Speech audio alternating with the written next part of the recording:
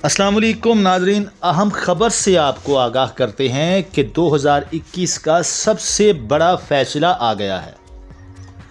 Lahore high court ने इस साल 2021 के इख्तिताम पर एक ऐसा फैसला सुना दिया जिस फैसले का बेघर वालिदैन को गुज़िश्ता कई सालों से शदीद इंतज़ार था।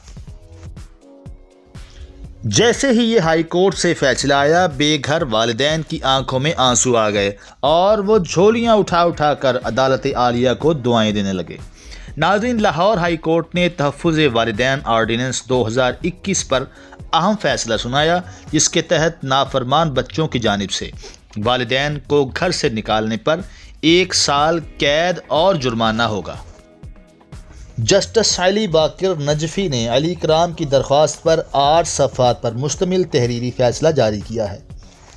नाज़रीन, अदालत आलिया ने वाज़े किया है कि बच्चा किराए पर हो या घर का मालिक, वालिदैन को घर से निकालना तो जुर्म है। अदालत ने वाज़े किया कि वालिदैन को घर से निकालने पर नाफरमान बच्चे को 1 साल कैद और जुर्माना होगा। वालिदैन बच्चे को अपने घर से कभी भी निकाल सकते हैं।